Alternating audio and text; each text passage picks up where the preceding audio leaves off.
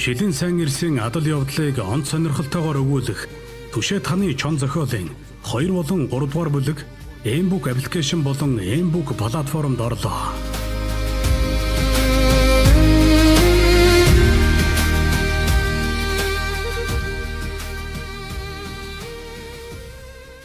Зохиолыг бичсэн Нэм Аргачаагийн Эрдэнэбат. Зохиолыг уншсан Эрдэнэчимгийн Батмөнх. Батболдын очор. Түшээ таны чон 2 дугаар бүлэг.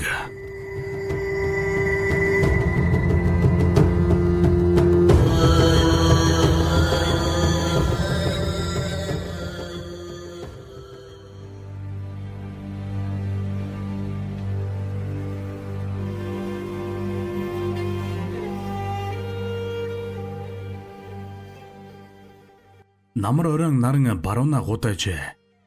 Өдрийн хугаст өвдөг дээрээс босолгүй суусан аюуш сая нэг өндөв. Тэр үгдүүгүй мордоод хойд зүгийг барьж хөдлөлөө. Гэтэл гэрийн барууны хойд дэнж дээр овоолж босгосон хэсэгхэн чулуу үзэгдхэн тэрэ. Өмнө нь ийм зүйл байгаагүй билээ. Аюуш морин давирч товлцол алхуулсаар чулуун овоонд хүрв. Зэрэгцүүлж босгосон 2 овоо байхажээ. Харваас 2 хүмүүн тэр дор бий гэдг нь илт. Аюуш мориноосоо бов. Ямартай ч өөрийн 2 амийг инх мэд гэж итгэв. Гэтэл түүний араас аюушаа гих хэн нэгний дуу айдуухан сонсогдлоо. Аюуш аажуухан эргэв. Тэгснэн цэрэнхүү хэмээн зөөлнөр шивнэлээ. Насаар аюушийн үе болох туранхай шар ир алаг морныхон явдал аясаар шогшуулсаар ирж айсвэн харагдана. Энэ хүн бол аюушийн мэдхээр лэгсэг өвгөнийтэй хол ойрын альнаарч саахалт нутгалсаар амьдардаг цэрэнхүү гихч нэгэн билээ. Аюуш 4 мултлан овоодын хөлд буугаад эрэгч хүмүүнийг хүлээв. Нийслэл хүрээ. Манжамбаны өргөнөн хөл хөдөлгөөн нэн ихтэй байх нь хавь орд дуулдаагүй их чуулган зарлсантай холбогдохооч. Тэнд ховдулайстан манжамбанууд хүрэлцэн ирсэн байхын зэрэгцээ олон монгол ноёд чуулсны тэргүүнд Сэцэн хаан цэрэнд орж, Түшээд хаан насан цогт, Засагт хаан дорж палам, Сайн ноён хаан төгс очирнаар хүртэл өөрсдийн биеэр морилцохоосон үзэгдэн. Гэхдээ энэ нь хүрээ амбаны зараалаар ирсэн төдий хэрэг бус Чин улсын 11 дэх хаан 10 настай Бадаргуулт төрийн зарлиг ёсоор ийм чуулсан явдал байв. Уг чуулганыг тэргүүлэх бүрэн эрхийг өөрийн биеэр тоссон хүрээ амбан ирсэн бүхнийг их л бардам маягтай харж багтаа инээмсэглэн. Тэрээр хоймор голлож зассан өндөр сентидэрэн үл ялэг жишүүлдэсхийн суугаад Ёс ямбгор төр төмбгөр гэдгийн учгийг санаж энд морлон саадсан ихэнх дээдэс та бүхэнд Төр Бадаргуулт хааныхан сайшаах сэтгэлийг юун түрүүнд уламжлах нь зөв буй за. Хэмээлээ. Тэгснэн цааш үргэлжлүүлж та бүгдээр энд хүрэлцэх хэргийн тухайд дор бүрнээ дуулсан байхаас гарцаагүй. Гэхдээ өнөөдрийн чуулган зарласан нь зөвхөн дарь гангад дэгдсэн хэрэг төдийгөөр хязгаарлахдаггүй гэдгийг шуудхан хэлчихье. Гэд гар өргөж бичгийн түшмэл өдөөгөө толгой дохив. Төдөлгүй яман сахалт түшмэл нэгэнтээ бүхийн ёстод өргөөний өмнөд ханад байрлуулсан шар торхон хөшгийг хуу татаж буулгах нь тэрэ. Тэнд манж гүрний газрын зураг эм бүхний нүдэнд ил харагдахаар байрлсан байхажээ. Түүнийг харсан хүрээ амбан улмаач омогших мэт инээмсэглэлийг нүүрэндээ тодруулаад энэ бол их чин гүрний газар нутаг гэдгийг эрхэм дээдэс та бүхэн надаар хэлүүлэх юм. Нэгэн цагт өөрийгөө хаан хэмээн өргөмжилсэн галдан гэгч энх хамглан луга тэрслээд юу болж дууссныг эрх биш та нар мартаагүй буй за. Одоо тэднээс юу үлдэв? Бүгд энэ шар өнгө дотор багтсан босоо. Гэт газрын зургийн зүг хуруугараа чичлэж дуугаан өндөрсгөв. Ингэхт нь монгол ноёд бүгдээр суудалтаан замирч тавгүрхэд бийсийн зүг харцгаана. Харин хүрээ амбан бүгдийг дахин нэг тойруулж хараад нүрэндэн ёстой л манж байдлыг тодруулах мэт инээмсэглэлээ. Тэгснэн цааш үргэлжлүүлж Азара тэр бэрэг цагта халах түмэн зөвийг санаж дууд сүлдэн дор багтасныг энд санах хэрэгтэй.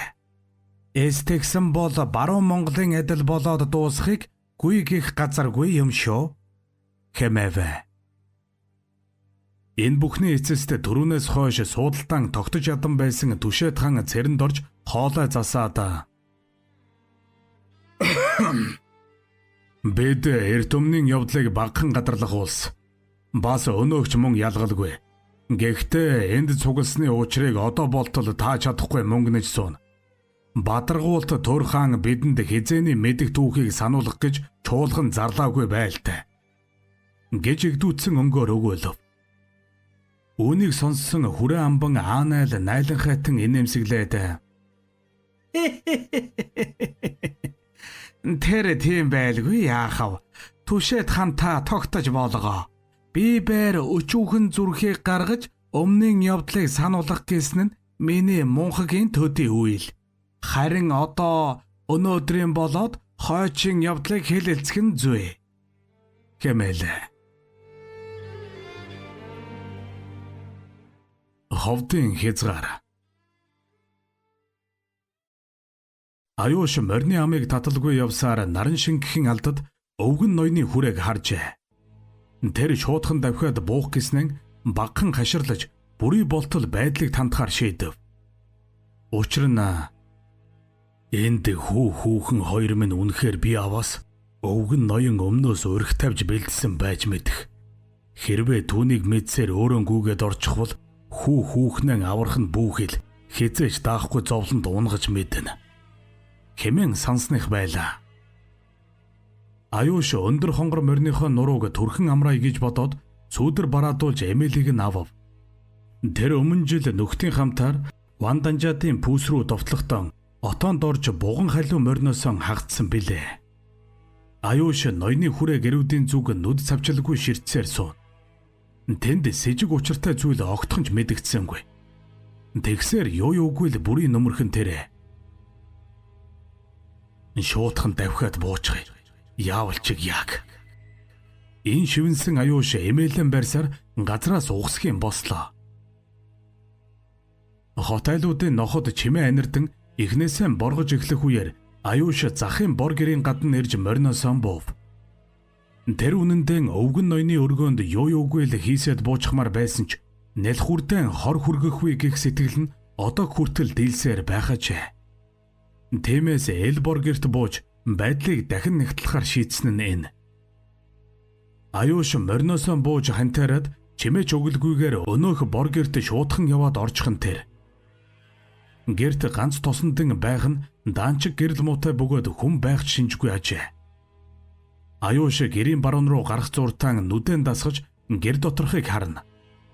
Гэтэл зүүн орон дээрээс нэг хүн өндөх мэт боллоо. Сайтар харвал андуураагүй байх бөгөөд тэр нь эмгэн хүн байх мэт. Тэгтэн залуу эр багхан хоолой засаад Та мэнд амар байна уу? Гэж айдуухан мэндэллээ. Эмгэн их л гайхав бололтой тосон дэнгийн гэрлийг гараараа хааж аюуш руу хэсэг чимээгүй харснаа. Мэндэ муу хүүгэн ороод ирвүү гэж санаад. Гэж ядруухан хоолоогоор шивнсээр орноосоо босч цайдээ зэхиж эхлэв.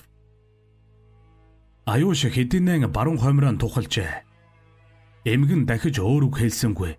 Гуйлан домб тавхтай хурууд тэргүүтнийг барьсаар хоймрын ширээ өдөө дөхөж суулаа. Чингисний хойно аюушд бор модон тагштай зэлгэн цай бариад "Хөөмнэ, чи холын хүн үү?" гэж Аанайл аяархан асуув. Аюуш цайнаас балгаж хэсэг бодол болоод их л шийдсэн мэтэ эмгэн рүү харав. Тэгснэн "Тийм ээ. Би нялх хүүхдтэй хүүхэн хайж яваа хүн. Та сураг дуулгах болов уу?" гэж шуудхан асуулаа. Эмгэн түүний үгийг сонсоод их л гайхав бололтой нэг сүрхий хараад "Оохас Чи чинь хүүхэдтэй хүүхнээ алдчихсан хүн болж таарав уу? Тэгэд чухам хаанаас гэж хайх юм бол доо? Гэж үнэн сэтгэлээсээ өгөөлөв. Аюуш хэсэг дуугүй суулаа. Эмгэн бүрчихээр үгэнд дурлах мэт түүнийг ширтсээр. Ийм байтал эмгэний жижигхэн боргэрийн эсгийн үүд сэвхийтэл сөхөгдөх нь тэрэ.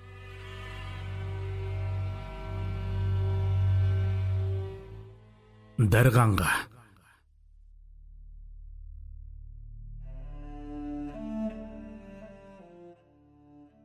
Дөрвөн сарны тусгал нуурын мандалд дураар хөвөөд дуудугаан түрэг шувууд буцхаан зарлан ганганалтсан уйтаач гэмээр нөгөө бол уянгатайхан ч гэмээр дөлгөөн тавин шөнажээ. Бидэртэн дөлгөотөх нуурын усыг ширтсээр ганцны цог улалзуулж нэгэн хүмүүн эргээс холгүй ихэн морин хөтөлсөөр суунам. Энэ бол уран магсар ажээ. Тэр их л холын бодолд автах мэт хөмсөг зангидж хүрэл царайгаан бараалгасаар тэн суух. Холгүйхэн морь түргэлэхэд магсар ааж уухнаар толгоо өргөж харав. Тэгснэн үл ялэг инэмсэглээд ганц тамхиан хураалаа. Өөрийг нь чиглээд нэгэн морьтон ирж буйг тэр харжээ. Тэр бол өөрийнх нь дуудаснаар ирж буй бараг ир лувсан гэдгийг магсар юу сандах. Төдхөн ганган хул морийг товлцтол алхуулсаар лувсан дэрэгдэн ирж дөрөө мулталлаа. За, мэнд сайн л явж ирвөө дөө минь. Гэсэр магсар суудал засаж угтав. Хариу болгож мэдлэг зураан бараг ирэ түүний хажууд завлан суужээ.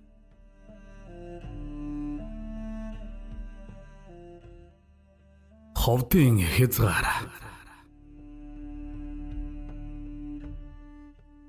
Эсгийн үүд сэвхийтэл сөхөгдөж гаднаас хүн орж ирэх чимээнээр чон аюуш давхин өндөлзөв. Эмгэний жижиг боргэрийн үүднэн өндөр чирэг залуу ир орж ирээд зогсож байхажээ. Энэ зуурт эмгэн орж ирсэн залуу ирийг хараад ашгүй миний хүү хүрээд ирлээ гэсээр өвдгөн тулаад босхон тэр. Аюушиг хүүн байж ямар тач шуудхан тулгаад үзье. Хэмээн бодож атал эмгэний хүү та минь амархан байна уу? Гэж мэндэлсээр гэрийн зүүнээр тойрч хомрын гарч эзний ёсоор туглав. Аюуш хариу мэдлээд цааш үг хэлэх гэтэл хүүдэн цайд өхүүлж асан эмгэн ам өрсөв. Тэрээр хүү минь энэ хар хүү холын хүн гэнэ. Хөөрхий эхнэр хүүхдээ хайж яваан бах. Гэд хошуу нэмчихэн тэрэ. Аюуш үгэн залгаад чимээгүй болж залуу эрийг нухацтайгаар ширтэн. Харин өнөөхөр төдийл хайхрамжгүйгээр тийм үү хэцүүл хэрэг байна та. Гэд аяхтай цанаасан жишимчгүй ойчлоо. Тэгснэн аюушиг сонжих мэт хараад бид уян улс шиг байна. Би ч тэр талын нарийн ширээнийг мэдэхгүй хүндээ. Юутайч алдар нэрээ мэдлцээ. Намайг загар гэдэг. Энэ нутгийн уугуул. Хэмээн хар сэргүй өгөөлөв. Аюуш тэгт нь хэсэг бодол хийлээд намайг аюуш гэдэг. Түшээ айтханы уугуул. Хэмээлээ. Ингиж хэлмэгц загаргийнх залуу ирийн нүд томроод ирв. Үүнийг ч аюуш яахан анзаарахгүй байх вүлээ. Загар тэгт нь ээж рүүгээ нэгэнтээ хялам хийгээд хоолой засаж мөн. За таны унаа морь эцэн харагданлаа. Гарч нурууг нь амраавал яана. Би ч бас морион тавих мэн. Гэд шуудхан босоод үүд рүү зүглөв. Аюуш мөн л хорон бодол болох мэт болоод загрын араас бослоо. Одод хэдийнэн түгжээ. Загар араас гарч ирсэн аюушийг амдах мэт зогсон. Тэрээр аюушийг гарч ирэхэд ийш тийш харснаа. За нөхөр минь, би андуураагүй бол чи түшээ таны чон аюуш мөн бэз? Манай хотонд чиний тухай дуулаагүй хүн гэж үгүй. Ингээд сууж байж болохгүй. Гэж аяархан хэлв. Аюуш чи тэгвэл учрыг мэдэх хүн байна. Мэдэг маань хаан байна вэ? Гэж шуудхан асуулаа. Загара өвгөн ноён өөд болоод удаагүй байна. Ярил баггүй учраа би хоёул ерөөсөө мордоё. Хэмээвэ.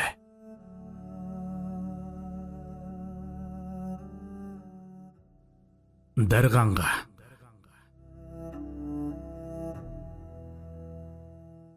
За дүү минь. Гიშгэх мөрөн бодож гიშгсэн мөрөн эргэж харах цаг ирж дээ. Төр бадаргуултын зарилгаар их чуулган хуралдсан байна. Монгол нутгийн өнцөг булан бүрт байх Таамитын эрсийг хоморглон барихаар хэлэлцэж дээ. Тэгээд ч зогсохгүй аюуш болоод дүү чиний нэр өчиггүй хороогдох улсын тонд багтасныг мэд. Хэмээн уран магсар нухацтайхан шивнэлээ. Тэр ин хэлэхтэйч эргэн тойрноо нүдгүйлгэн байхач. Харин бараг ирэ айдуухан инээмсэглэв. Тэгснэн Магсараха. Та жухамдаа энэ мэд сургийг хаанаас ингэж дуулдаг хүн бэ? Гэд хүд хөхрлөө. Харин магсар царайгаан улам төв болгоод энэ их зүйл биш ээ лувсан мэн. Өмнө мэдэх балбар тахар төдийхөнтэй зүүрлэхгүй хэрэг юм шүү. Өнөө мэдгүй зүүн хязгаарыг тогтнуулах нэрийдлэр мянган манж цэрэг ирэх болоод байна. Тэд халах дөрөв шав тав түүгэрч зогсохгүй өвөрлөгч хошуудаар их цэргийг суулгаж байна. Дүү минь шилд тангараг тавьсан эрс бүхнийг цугдуулаад ч 100 хүрэхгүйг санаарай. Хэмээвэ. Лувсан саял нэгийг бодох мэт болж ганц тамхиан аажуухнаар өгсрөв. Тэгснэн Одоо тэгээд яавал дээрв? гэж зөөлнөр асуулаа. Уран магсар түүн рүү улмаач нухацтай харна.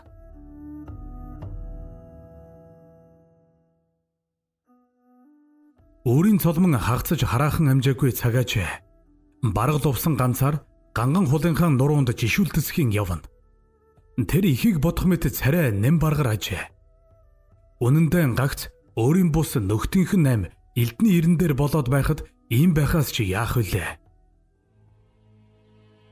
Аюуш маань хаан яваавал доо.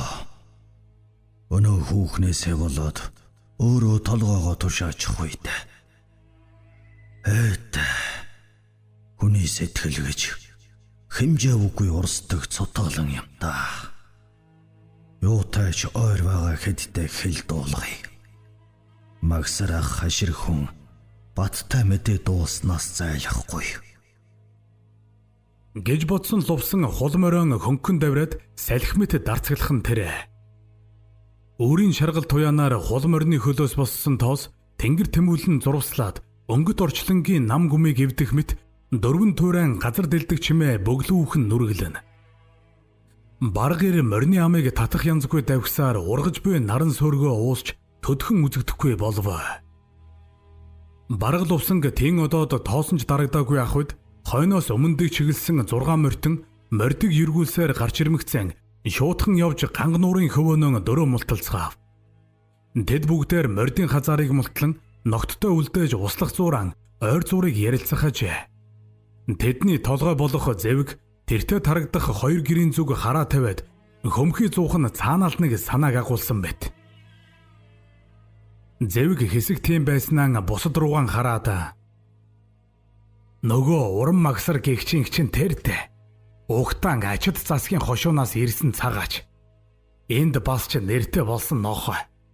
Балбар тахартныг хөнөөсөн этгээдүүдийн тоонд бие хувьдаан багтааж сандаг юм.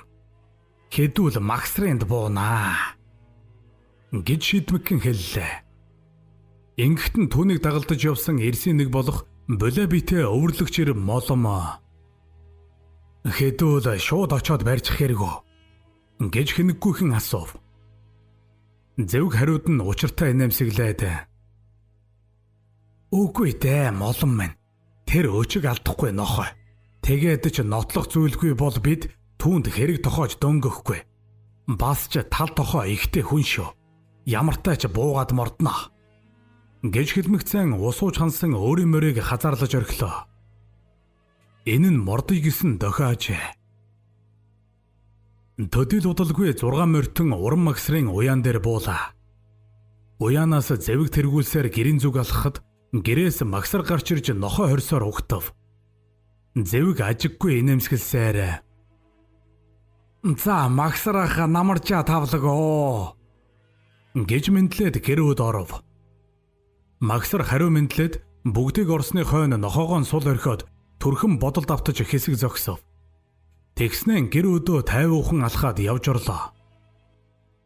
Эрс бүгдээр уран магсрынд гидсэн гартал цайлахажээ. Тэд тарганооны халуун мах хамтлан огтолж нэг усны хатуу сархтыг таваран шимсээр ихүүд хэдийнэн өнгөрөөжээ. Нүүр нь улаа бутарч баггүй халамтсан зэвэг магсарлуу их л эерүү харах мөртөө. Би чинь муу балбар ахынхан оройг залгав шүү дээ. Угаасаа надаас өөр тахрын албыг үүрээд явчих хэн байгсан бэлээ гэж хэлээд хэдэнтэй хий зогсоолов. Магсар хариуд нь чимээгүйхэн толгой дохиж үгийг нь зөвшөөрөөд "Үгүй бас айхавтар хэрэг болсон дуулддаг шүү. Тун тоогүй." Гэсэр тэрүүхэндээ шогшров. Энхэн мөчөд зэвгийн царайд хүйтэн инэмсэглэл хоромхон үзэгдээд үгүй болох нь тэрэ. Гэхдээ түүнийг нь ажиггүй мэт суусан уран магсар аль хэдийнэ анзаарсан байлаа. Ховдын хязгаар.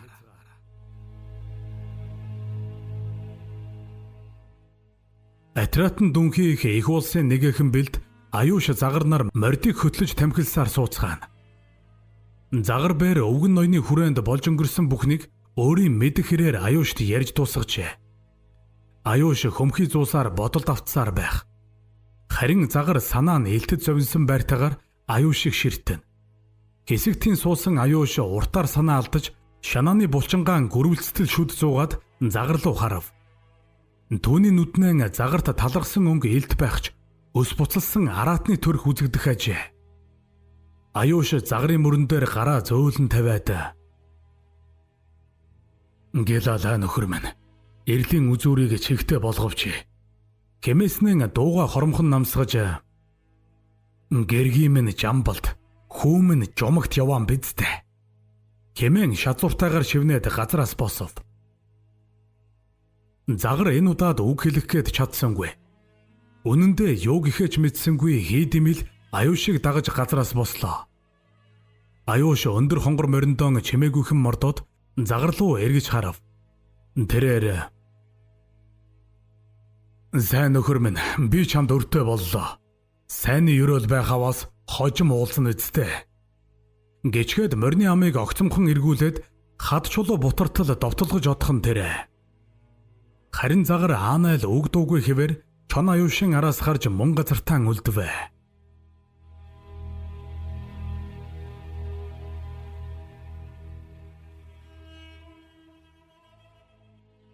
Намар оройн том шар наран өдөржин халуун шатаан төнсөн ч эрэхгүй цагийн альсыг дагаж эргүүр хар уулсын цаагуур тонгойв. Энэ мөчөд Жунатайжийн хотнон хөл хөдөлгөөн ихтэй тохиов. Жунатайж бол нутаг орондоо баян хэмээн өргөмжлөгдсөн нэгэн бөгөөд төрийн хэрэгээс илүүтэй хувийн арилжааг шүтдэг нэгэн. Тэрэл жаягаар Жунатайжийн хотонд Орос газраас ирсэн худалдаачид буудаллан тухалжээ. Баян тайжийн их гэрт элдвийн арх сарахад амттан тэргүүтээ идэ гүнцэг элбэг хангалуун гэж хэлэх үггүй болоод үдшийн бүрийг угтваа. Тайжийн эртний түнш Орос худалдаачин Егор өөрийн 10-аад хамжилгын хамт 20-од морд хэрэг бараатай ирсэн нь Жунаг ин хөл алдахад хүргэсэн байна. Жуна их гэрийн хоймроон эзний ёсоор ханхалцаж ирсэн зочдоо дайлана. Тийм байх зураан Егорийн муур ногоонуудыг эгцлэн ширтээд "Чи хэлсэндээ хүрдэг ёстой сайн ир юм аа. Угаас урд газрын эд идэнд дассан монголчуудад илүү чирэгдэл болж цэмб даавуухан зөөгөөд тусыг үүсэхгүй. Тиймээс би энэ удаагийн бараг онцлон загсан хэрэг. Чиний авчирсан буу зэвсгийг би ханшин хэд арилжхаа мэднэ гайгүй. Ирэх хаврын эхэн сарын шин дээр ирж надтай тооцоо нийлнэ үсттэй." Хэмээн хэлснэн худал үнний дундуур хүрчгэнтэл хөхрөв. Егорч мөн тайжиг дагаж чангаар инээд алдаад "Жона таны мэрэгэн ухаанд баярлаж байна" гэж багхан аялгатай монгол хэлээр цэвэрхэн гэгч нь хэллээ. Яг энэ мөчөд гэрийн гадна буунду гурвантай нүргэлж Орос монгол хүмүүсийн орилон хашгираад нүргэлээд эхлэх нь тэрэ. Гэрт байгсад бүгдээр давхын цочиж үүд рүү харлаа. Гэтэл угаас сөхөөтэй байсан гэрийн үдээр өвч бүрэн зэвсгэлсэн 3 ир Юугүй л орж ирээд бүгдийн зүг бууны амаар чичиллээ. Энэ гурван хүний толгой нь туваа дээрэмчин жомог байхажээ. Тэрээр дөнгөж орж ирмэгцэл Селеди бууныхаа амыг дээш чиглүүлж Жуна тайжин их өргөөний дээврийг хоёронтой цоо будаж орхив. Селеди бууны чанга дуу чихний хэнгэрэг хаглам хадаж гэрээр дүүрэн дарин утаа ханх тавьсанд эхнэр хүүхдүүд ордуу болсоор хоймор өдөө зүтгэлээ. Харин Орос Монгол эрчүүдийн хинэнч байрнаасаа хөдөлсөнгүй. Хөдлөх бүхэл нүдэж тавчлахыг байжээ. Жомог багтаа мөртлөө хүйтнэр инэмсэглэж ээгэр Жуна нарыг ээлжлэн хараад та хоёр тончиг баяртай суух шив. Угтаан хоёр улсын хил харуулаас илүү жомог миний нүдний хурц чихний сонрыг бодох ёстой байж тээ. Одоо яа гэхэв. 20 тэрэг зэвсгэн алдлаа гэд заргалдах зүрх та хоёрын хэндэж байхгүй. Гэж шазууртай хэлээд чангаар хөхрлөө. Үнэн дээр жомог ёстой л голыг нь олоод хэлсэн тул тайж болоод Орос намайчны хинэн ч үг хэлж чадсангүй. Гэтэл үүднээ зогссон жомгийн буу дахин нэгэнтээ тас гэж ээгрийн дэргэд суусан залуу Орос эр арга саван газар тунчхан тэрэ. Одоо харвал буудуулсан эрийн гарт Селеди буу атгаастай байх харагдлаа. Хөөрхий эр жомгийг гиндүүлэн буудах гээд чадалгүй үхэлтэйгээ нүр тулсан нь энэ байв. Жомог бууныхаа амыг үлээж өнөөхөл хүйтэн инээдэр гэрийг дөргөөлөө. Тэгснэн эрхэм тайж болоод хүндэт худалдаачин ээгэр та бүхэн амбий болоод авгай хүүхдэн гээх бол буу зэвсгэн үг дуугүй хураалга. Угаас элдвийг санаад бүтэхгүй гэдгийг мэд. Хэмээн гарах гарцгүйгээр тулгах нь тэрэ.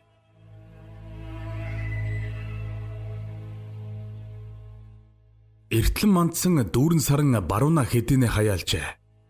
Жомог тэргүүтээ дэрэмчид тайжин хотны эмс октоос бусад хүнийг дангинтал хүлж орхиод ганцын төдий ч морьмал үлдээлгүй хөөж оцсон тул тэд цаг баггүй алдаж сая л нэг хүлэг уяанаасаа сулраад байв.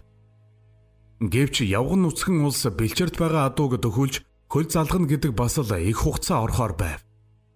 Багтарч үхэх шахсан Жуна тайж барлаг зарцнараа хайргүй жанчиж эхнэр хүүхдэн хүртэл хараасаар эр хүүрийг угтав. Харин энэ цагдоор дэрэмчин жомог аль хэдийнэн мөр замыг буруулсаар асарлан бараантах их ууландаа хурж агуй оромжоо бараадад байлаа. Жомгийн дор халах туваа халимаг өрөнхөө тэргүүтээ 20 тэрс байх.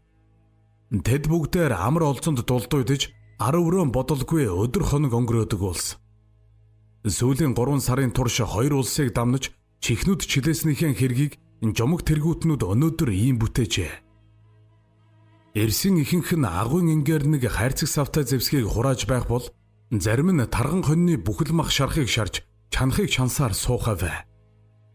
Үлгэрлбэл дээрэн засаггүй дэрэгдээ ноёнгүй байхын жишээг энэ хідэн хүн тодор харуулах мэт ажээ.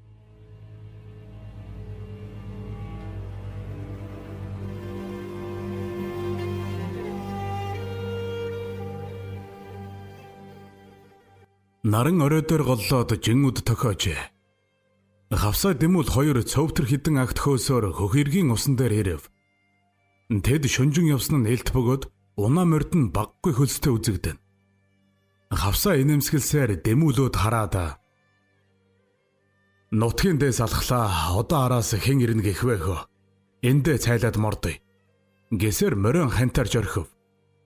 Дэмүүлч мөн хариу инэмсгэлсээр толгой дохих зууран морой хантарж орхиод ганцхан дах ширэн богцоон барьсаар голын иргэд тухаллаа. Тэд удалгүй хэд захиж хомоо луугуулад багхан зэргэлсэн аргалын дунд хийж орхив.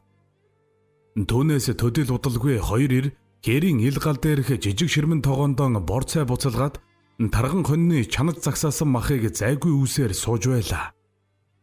Гэтэл хавсаа чимээ анирдаж толгой өргөөд орчин тойрныг нэгэнтээ харав. Тэгснэн үгүй энэ чинь ганц морьтой хүн ирж явах юм. Хэрвзээ бидний нэхүүд бол ингэж ганцаар явмгүй юм да. Гэд дэмүүлүүд асуух байртай харлаа. Харин дэмүүл алсаас эргэж ганц хүнийг тоомжиргүй хараад за хаанаас хэл хөвөө даваад бидний араас ганцаар явдаг ямар хүн байх вэ? Явуулын хүн биз?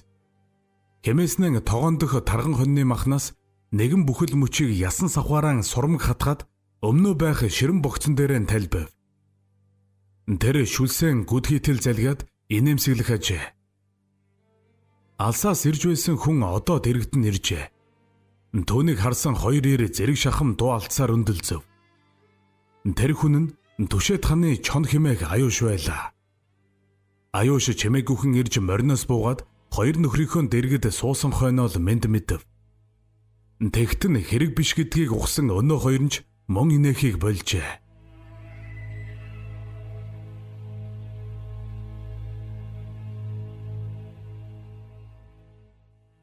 Тэргүүндэн багхан овоо бүхий бэсрэгхэн цагаан толгоон оройд унаа мордон хөтөлсөн 3 хүн тойрч суусныг үзвэл бараг лувсан тэргүүтээ сайн ирс байхажээ.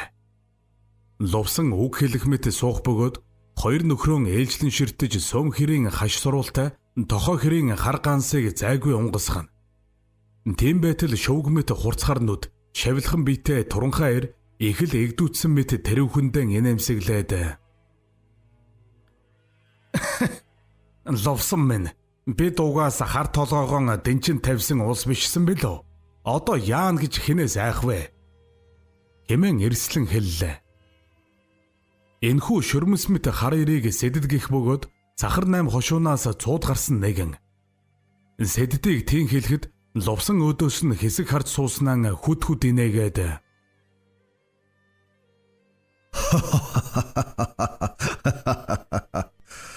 Уран магсар ахын хэлсэн нь бидэнд сануулах гэсэн хэрэг билээ. Учир нь санаж явхад илүү төхгүй гэж үг байдаг юм шүү сэдэд минь. Түүнээс чи биднийг өөр яа гэх гээв. Хэмэв. Энэ удаад түрүүнээс хойш дуугүй суусан гүнтв гих залуу ир ярианд оролцлоо. Тэрээр засагт ханы уугуул нэгэн бөгөөд зассан шагаа мэт биетэй цэвэрхэн хархуу байхажээ. Гүнтв нөхөд минь сайныг санаж хэлсэн үгийг сэтгэлдээ багтааж явхад буруутахгүй. Нэгэнт ийм өдөр ирсэн хойно сонроон чангалж санснаа хийж явахаас яах вэ? Гэд хоёр нөхрөө нухацтайхан ширтлээ. Чингэгт нь бараг лувсан сэдэд хоёул түүний үгийг дэмжиж дор бүрнээ толгой тохицгоно. Харин яг энэхэн мөчөд бараг цахар халах 3 сайн ирийн тухалсан багхан цагаан толгойн хоёр талаас 6 морьтон зугуухан өксөж явсныг тэд хараахан мэдсэнгүй. Тэдгэр хүмүүс бол зэвэг тэргүүтэй самун өдөөгчдийг дарахаар яваа уулсаажээ. Зэвэг хашрыг зааж өөрийн хүмүүсийг тийм хоёр хуваасан хэрэг байв.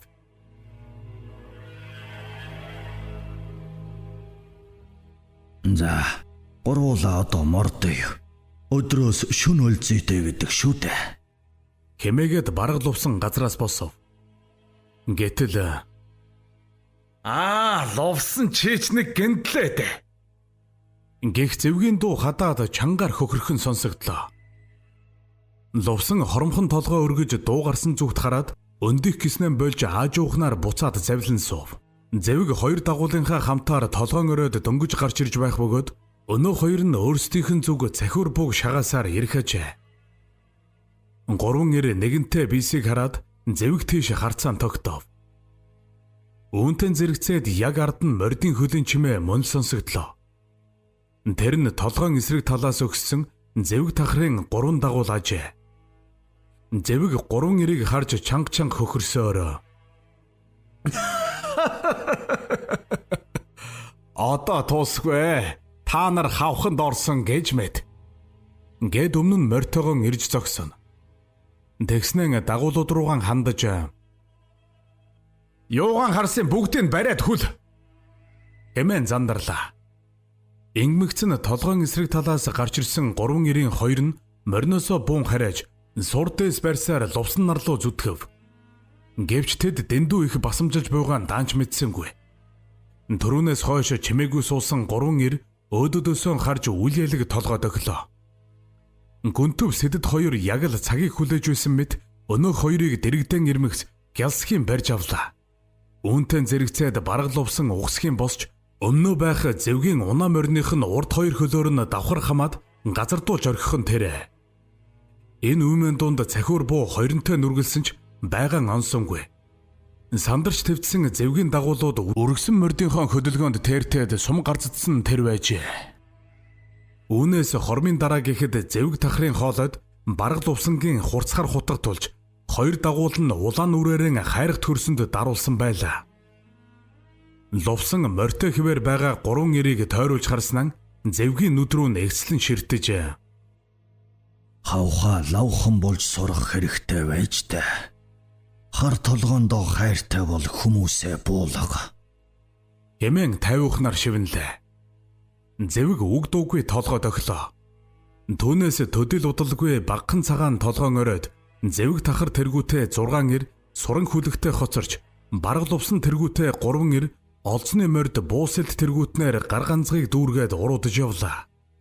Харин энэ бүхнийг алсаас ажсаар дуран тавьж суусан уран магсар хоржоонтой инээмсэглсээр аажуухан босч мориндоо мордоод өөрийн бор гэрийн зүг яаралгүйхэн шогшуулв. Намрын шаргал наран тэнгэрийн баруун хагаст тохиожээ.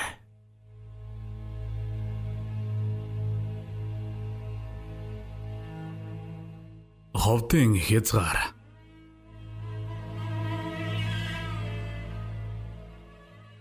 Энд тентгүй ил гал үзэгдэж галт бамбар цоролсон.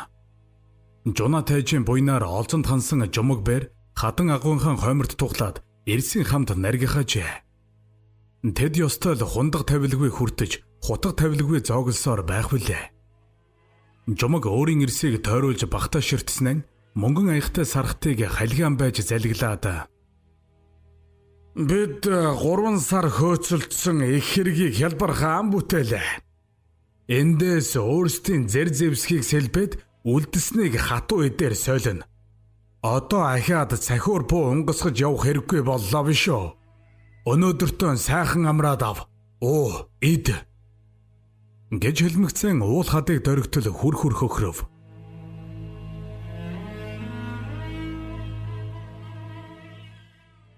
Аюуш хоёр нөхрийнхөө хамт явгалан гэцээр жумгийн эрсийн чимээг сонсох зайд иржээ. Тэр хэсэг чимээ анирдснаа дэмүүл хавсаа нарын зүг хараад "За нөхөд минь, миний гэргийн хүү хоёр энд бий бол аваад дутаахан жухал. Би замыг хааж үлднэ." Хэмээн зөөлөн бөгөөд шазууртайгаар шивнэв. Тэгт нь хавсаа дэмүүл хоёр гайхсан мэт өөдөөдөөсөө хараад инээлээ. Дэмүүл инээсэн хിവэр аюушийн мөрөн дээр зөөлөн алгадаж "За хаанаас бид чиний эхнэр хүүхдээр яана. Чи өөрөө аваад дутаа. Бид хоёр үлдэснийг нь тогтоож дөнгөмц гайгүй." Хэмээвэ. Аюуш нар явсаар агуу хадны орчимд ирж өндөрлөгийг эзлэв. Тэдний нүднээ согтуу голдуу эрс хааныг гарч ирээд морь харахаас өөр зүйл үзэгдсэнгүй. Харин далдын чандаас дуулах хийгээд хөхрөх тэрч бүхэл ам мөрөх бололтой чимээ бүгдхэн сонсогдох ажээ. Байдлыг нилээд ажсны хонь хавсаа хөт хөхрөөд "Оо үхэж хэвт хэдэн согтуу амтан байх биш үү? Зүгээр явж орчихъя" гэсээр өндөлцөв. Харин дэмүүл түүнийг тогтоож гараас нь доош татлаа. Тэгснэн "Тэр жомог мөн байна" гэд хадан агуун зүг хурууны үзүүрээр заахан тэрэ. Өөрсдөөс нь 10 атхан алхмын цаана байх агуун үдээр хөдөр зузаан цээжтэй биерхүү ир баг зэрэг говьсаар гарч ирээд морь харахаар зэхэх ажээ. Аюуш дэмүүлүүд харлаа. "Лавтай мөн биз?" "Тийм ээ мөн. Би 2 удаа таарч явсан шүү." Аюуш хоёр нөхрөө эндээ хүлээж байхыг сануулад сэмхэн босч өндөр хадны ирмэг барьсаар явж одов. Хавсаа дэмүүл хоёр амьсгаа дарсаар жомгийг ширтэн. Хэдэн хором өнгөрлөө. Нам гүм хэвээр. Морь харж дууссан жомог аажуухан эргээд өдрүүгэн зүглөв. Яг энэ мөчөд харанхуйн дундаас аюуш дүүлэн гарч ирээд жомгийг дараад авхан тэр. Энэ бүхнийг харж суусан хавсаа "Уухаас" гэж амандан багтайхан шивнэв.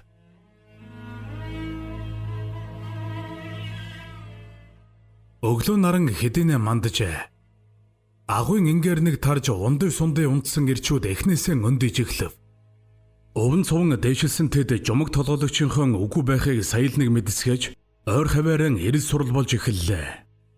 Гэвч газрын гаваар орсон мэт ор мөргүй ажээ. Жумгийн баруун гар болох оржих агуйн үдний гадаах чөлөөнд өөрийн ирчүүдэн цуглуулад царай бараалгаж зогсон. Тэрээр хэрвээ жуна тайж нэхүүл явуулсан бол бид бүгдээрийг баримаар. Энэ нэгэлжиг ургалаа шүү. Гэж хэлээд тэрүүхэндээ бодлогошров. Ирчүүд ч мөн яах учраа олохгүй дор бүрнээ шуугилдан байх зурт тэдний дундаас нэгэн ир гарч оржихт дөхөөд одоо тэгээд яадаг хэрэг вэ? Хэмээн зөөлнөр асуулаа. Оржих шийдсэн мэт бусдыгаан хараад мордон эмэл гэж чангаар хашгирав. Гэвч түүний дуутай зэрэгцээд хэрэггүй гих жумгийн дуу чангаар хатхан тэр. Бүгд дуу гарсан зүгт цочсон мэт хараад гайхсан өнгөөр харт солихон тэр. Жумаг явгнаар ирж байх бөгөөд түүний ард аюуч нарын 3 ир морьтой зогсож байхажээ. Оржих их л твдүүхнээр жумгийг тосч очих бөгөөд морьтой 3 ирлүү сэжиг бүхий харахаач бас мартсангүй. Оржих жумга юу болов? Энэ юун улс вэ?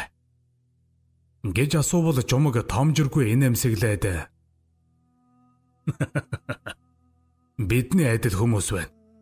Гэснэн эргэж аюуш руу харснаа би хэлсэндээ хүрдэг хүн буугаад дураараа үзцгээ.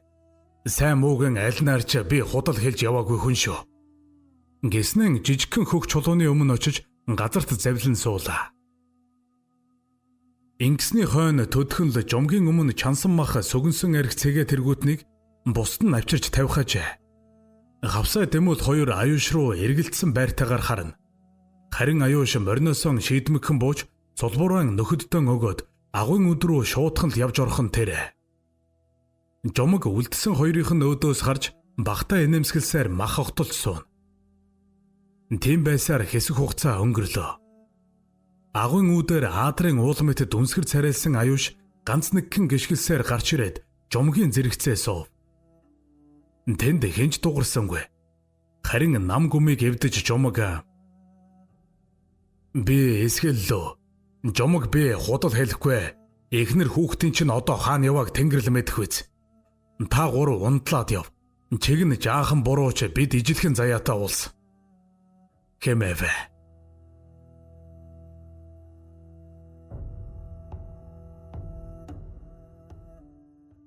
Дарганга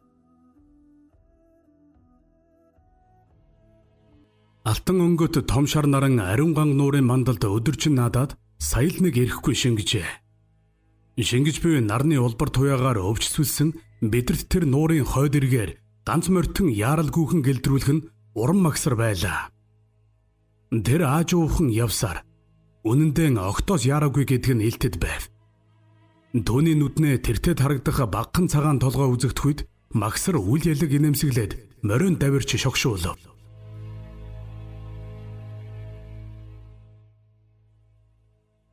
Зэвэг тэргүүтээ 6 ир өнөөхөл янзаар байхажээ. Учрыг ухвал бараг лувсан нарт хүлэгдэж хоцорсон тэр хിവэр билээ. Өдөржин халуун наранд шарагдаад харангатаж өгөхөөс наахнуур болсон тэд аргаан барж ачлал горилохоос хэтэрхүйд хүрээд байв. Зэвэг хатаж омголдсон уруулаан хилээрэн шилэмдээд та нар ч ойлгоогүй болсон юм да, ийм олуулаа байж. Гүй ядахна ишиг хураг хөөж яваа хүүхдэж үзэгдэхгүй ямар гээчийн ёрын өдөр вэ энэ ч. Түргхэн харанхуй болоосаа. Гэж зангаан тавихгүй бусадтаа бурууг чихэн. Тэм байтал ойрмогхон хайрга чулуу харжигнаж морин төрön чимээ сонсогдож эхэлхэн тэрэ. Зэвэг огцомхон толгой өргөж харлаа. Цагаан толгойн хойд биес хашин бор морин унсан уран магсар чадал мэдэн шогшуулсаар айсуу ажээ. Зэвэг нэгэнтээ инээмсэглэх гэснэн царайгаан төв болгож харцаан буруулав. Энэ нь ичиж зовсных гэлтэй. Уран магсар их л санаан зовсон байртай морин үе үе давчсаар хүлэгтэй байх зэвэг нарын дэргэд ирж морино сомбуулаа. Тэр шуудхан л бүсэндэх хутгаан сууг татаж зэвгийн хүлээсийг огтолж эхлэв. Тэгэх зураан уран магсараа Яах нь вэ тамин? Гэсэр зэвгүүд харахажээ. Зэвг үг дуугарсангүй хүлгээс мултраад богшсон хөл дээрээ арай хийж босов. Тэгснэн бусдынх нь хүлгийг тасчих магсар руу итгэл муутайхан хараад. Яах юу байх вэ ах минь? Санаандгүй яваад отоонд орчихдаг байх шүү. Гэж хэлчихэд муухан инээх айдлаа. Магсар тэгтэн их л гайхсан мэт зэвг рүү хараад. Үгүй тэр хэн байдаг вэ? Бүрэн зэвсэгтэй өдий хэрийн 6 нэрийг гэд үгэн залгих мэт чимээгүй болж бусдыг нь суллаж дуусгав. Зэвэг суллагдсан нөхдөн хоромхон тойруулж хараад.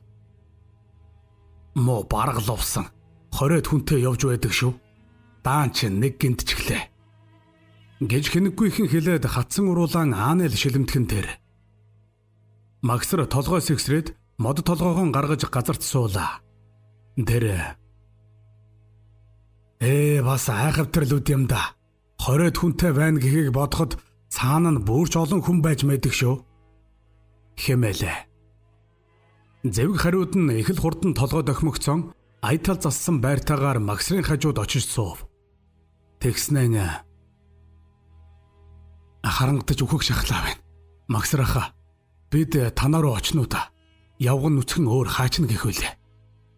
Гэж итгэл муутайхан шивнэлээ. Магсар харин үг дуугүй мушилцаад үл ялгхэн толгой дохив.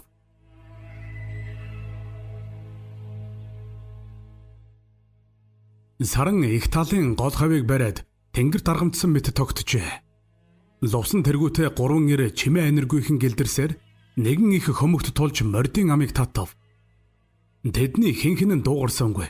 Орчныг анирдаж ямар нэгэн зүйлийг хүлээх мэт байцгаана. Гэтэл түнтөв ташуурын үзүүрээр тэнгэрийн хаяа таширлуулж заагаад. За тэр би эсгэллөө. Энэ муусайнууд эзэнгүй айлд ирсэн шиг л авирлах болж. Хэмээн шүднийхэн завсраар сэгүүлэн шивнэлээ.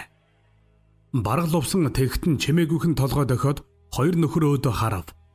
Тэгснэн ийм байхад бид хар толгоогоо хоохолоод хаа хүрэх вэ? Эднийг зохиж хөсгийг нь шатаачгаад зүгэн харъя. Гэж эрсхэн шивнэлээ.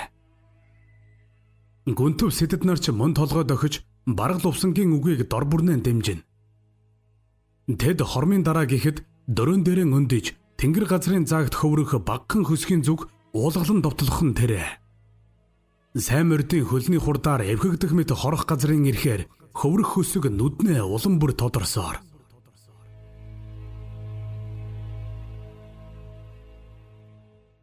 Бодонд цагийн ирэхээр манжийн сүргчин хошуу гэгдэх болсон дарганг нутгийн хэл хөвөөг эзгүүчилж боловсруулсан хар тамхи, намуу цэцгийн үр, мөнгөөр өнгөлсөн хар тугалган имбүү бүхийг тээсэн эл хөсөг нэвтэрч асан нь энэ ажээ.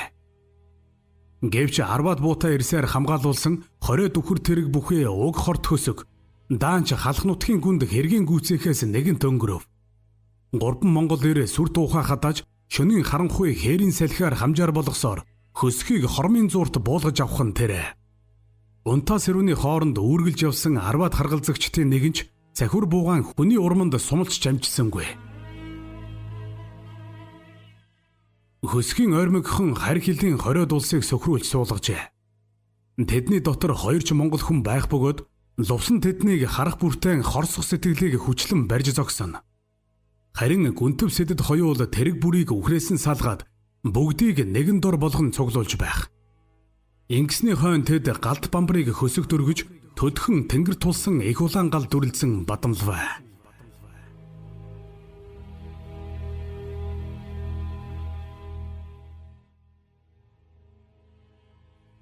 Ховдын хязгаар.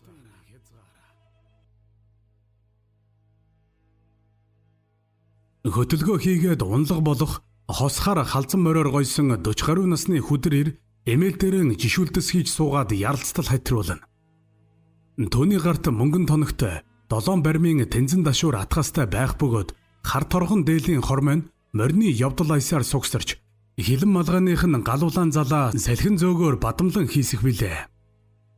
Энэхүү жавхлан тэрийг жунаан цог бадрах гэх бөгөөд халах даяарт нэрэн дурссан сайн ир болно. Тэрээр хангинтал эсгэрч тэн хэсэг явсан нь сая нэг зүгт хараа тогтоож хос мордынхон амийг татав. Үгүй эн чинь юу вэ? Эзэнгүй их ууланд ийм зүйл тохиомгүй. Хэмээн амандаа зөөлөн шивнэд морин давирч эргүүлв. Цог бадрах явсаар нэгэн их хатан цохооны доохонд хүрээд мориноос буув. Тэрхүү цохооны дор биед ганц эмэгтэй хүн хөдлөхгүй суухажээ. Цог бадрах мордон хөтөлсөөр аажуухан төхөн. Харлаа амьд мэд байгаа да. Энэ шивнсээр сайн эрийг дөхөхөд өнөөх эмэгтэй угсгийн өндийгөөд эргэж шургачин унав. Цог бадрагч уг дуугүй угс хийж залуу бүсгүйг түшиж авлаа. Тэгмэгцэн дахин уулга алдхан тэр. Нүд нь хөхрөн ширгэж уруу лам нь хатаж омголцсон эл бүсгүй энгэртэй нял хүрэн тас тавирчээ. Энэ бол түшээд ханы чон химээгдэх аюушийн гэргий мядаг байлаа. Тэр нэгэн хар шөнөөс хойш унаа мориноос хагцаж улаан цурам хүүгэн тэрсээр эзэнгүй их ууланд төөрч үлдсэн мядаг 20 хоногийн турш үхэл амьдралтай тэмцээд хувь тавилантайгаан эвлэрч алсан ч дахин нэг удаа тэнгэрт тэтгэгдсэн хэрэг болов. Өрөө харангадаахгүй тулд сүүн ширгсэн хөхнийхөө толгойг шүдэрэн хэмлэж халуун цусаан хөхүүлсээр хатан цохооны ёроолд сууж байсан нь энэ ажээ.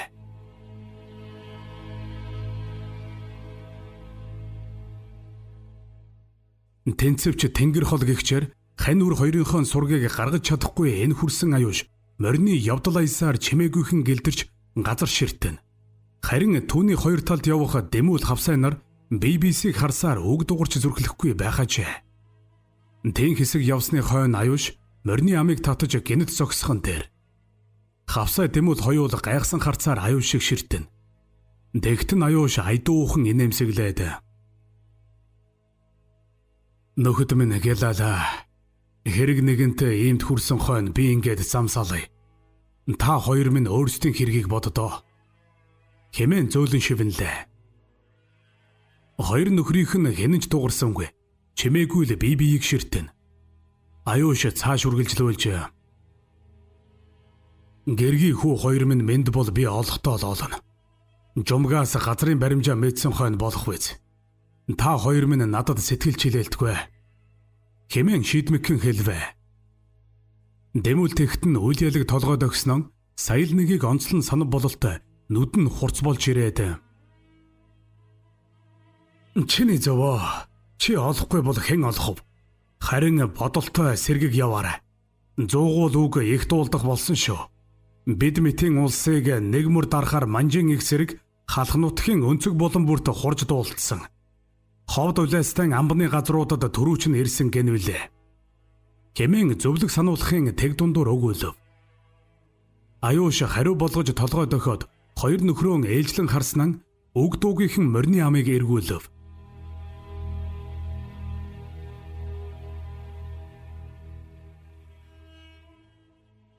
Хадны нөмөр бараадаж түлсэн эл галын гэрэл орчныг үлэмжхэн гэрэлтүүлнэ. Галаас холгүйхэн газарт нэл хүрэн энгэртэн тас тэврээд амгалан нойрсох мядгийн царай улбар шар өнгөөр сүлэгдэж харагдах. Харин түүдгийн хойд бид жунаан цог бадрах завлан суугаад хулсан хуур татахажээ. Хуурын царгаа хэрнэн уянгалаг айз эххүү хоёрыг бүвэлэх мэт нэгэн химээр басч зөөлнөр цуурайлна. Цог бадрах хэсэг болоод хуур татхан болж эхүр хоёрыг ширтэв.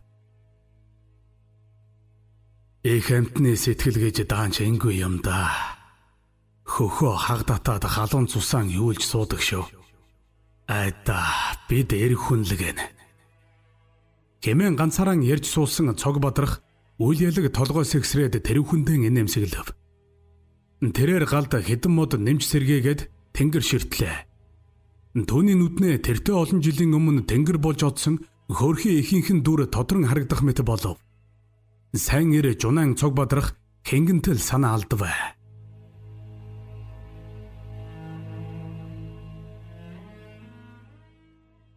Олон мордын хөлөөр боссон намар цагийн хуурай шартоос орчныг бүхэлдэн нөмөрчээ. Энэ нь ховд амбаны газарт ирсэн мянган цэргийн багахан хэсэг болох 100 илүү морд манж цэргүүд байв. Цэргийн толгойд манж жанжин пүүмийн явхаас гадна 3 ч монгол ноёд үзэгдэх. Тэдгээрийн 3 ноёдын нэг нь урeenхан ир жумагт бүхнээ цөлмүүлсэн жунаа тайж байхажээ. Жуна тайжийн нүднээ хорсол занал буцлан байх мэт явах бөгөөд дэрэгдэн явах Пүүмийн өөд хараад худал инээмхийлнэ. Тэгснэн холгүй харагдах сунгар хар уулын зүг заагаад Жомгийн босоолоод тэнд вэ. Миний хүмүүс баттай заншилж мэдсэн шүү. хэмээснэн их л найр тавих мэт манж жанжныг ширтэв. Харин тэгтэн нүүрэндээ өчүүхэн төдийч сахал ормгүй бүсгүй хүн мэт цэвэрхэн цагаан царайтай залуухан манж жанжин тоомжиргүй инээмсэглээд Таны хэлсэнчлэн тэд тийм их сүрхий улсуу. Миний дууснаар Монголын сайн эрс гэгдэх самуун өдөөгчд ганц нэгээр чон мэт явдаг гэсэн санагдах юм. Ийм их хүн хүчийг амбаны газраас хөдөлгөх хэрэг байсан уу гэдэгт би эргэлзсээр явна шүү. хэмээлээ.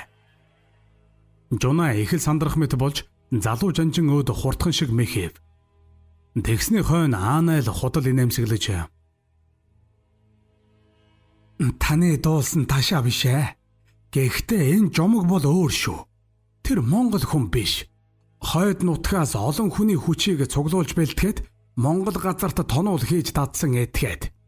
Багада 30, ихтэй 70 хүн жомгийн удирдлага дор бий. Үүний дээр Орос газрын хурдан буугаар өвч зэвсгэлсэн улс гэдгийг би баттай мэдэх юм. хэмээв. Манж жанжин энэ удаад дуугарсангүй. Тэд явсаар уулын билүүд урсах мэт төрж хоромхон зогслоо. Жуна ташуураар өмнөдийг шичилж нэгэн өндөр цохооны зүг заана. Тэгснэн их л омогтойгоор Пүүмийн жанжаан дээрэмчэд тэнд буй. Би олон сар хөөцөлдөн байж тэдний оромж агвыг олж тогтоосон юм шүү. Одоо ингээд дуусгаж орхив. хэмээн хорсолтойгоор өгүүлв.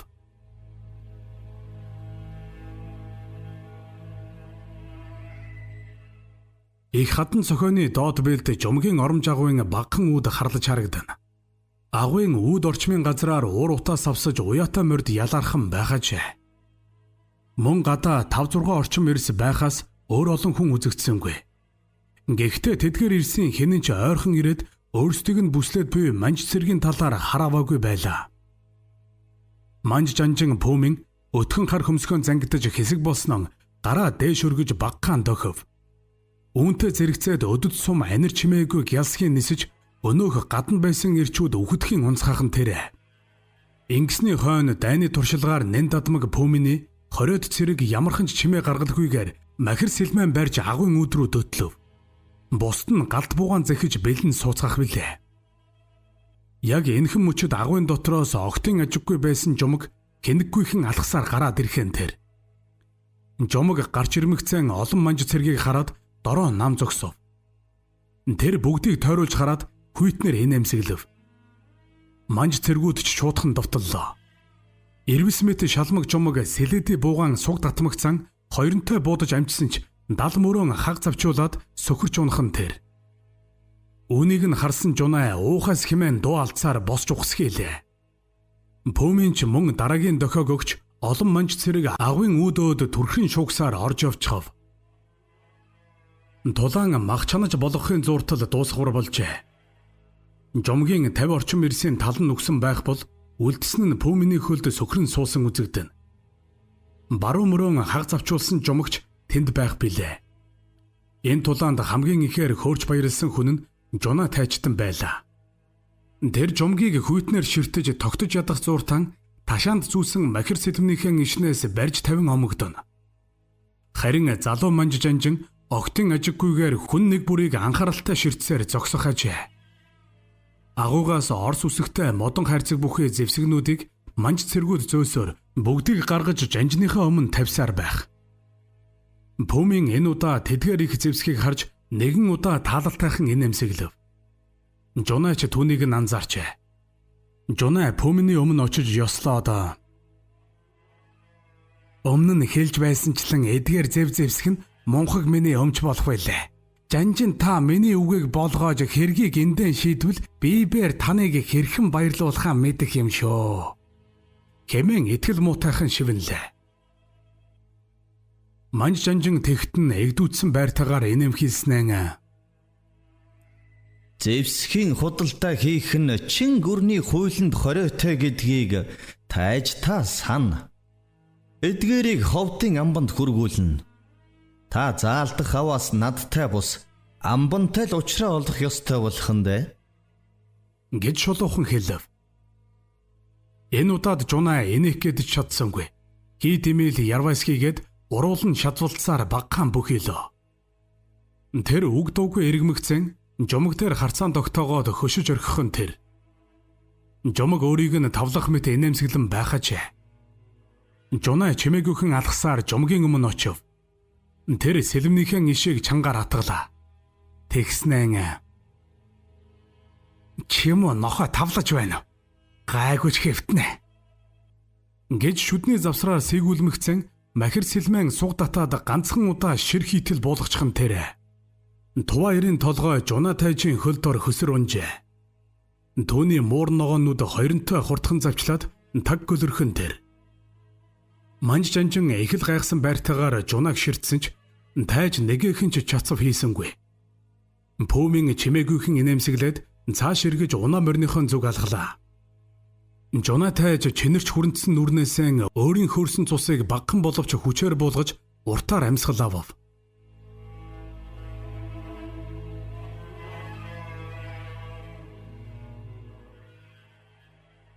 Сундаг шар дуранг баруун нүднээ барьж суусан цог бадрах толгой сэгсэрсээр дурангаан буулгав. Тэр дөнгөж сая болж дууссан тулаан хийгээд жомгийн толгой өнгөрч унахыг хүртэл өөрийн нүдээр харжээ. Сайн ирэ хэсэг бодлогошроод Мосе нохонууд их хүчээр хөдөлжээ. Бас олон хүний цус асгарханд. Хэмээснэн аажуухан босоод арга шухарсаар багхан ориглын оройгоос уруудав. Тэр явсаар морд дээрэн ирэхэд эмээлтэй морийг нь унсан мядаг айсан байртайгаар бүлтэлцсээр угтав. Цог бадрах. Дөөмөн хаах хэрэггүй. Гэрэг явдал биднээс холоор өнгөрлөө. Би чамааг суурин бараадуулж үлдээдэ. Гэснэн ухсгийж зайдан моринд мордов. Мядаг чимээгүйхэн толгой дохиод цог бадрахыг дагалдлаа. Тэд төдхөн зуузаа харшуулан алхуулсаар их уулын нэгэхэн амыг барьж уруудав. Гүн бодол дарагдах мэт явсан цог бадрах мядгийг ширтэж явснаа айдуухан инээмсэглээд. Алив дөөмөн хүүгээ надад айл. Ах нь өвөртлөөд явъя. Гэснэн хоёр гарыг сунгалаа.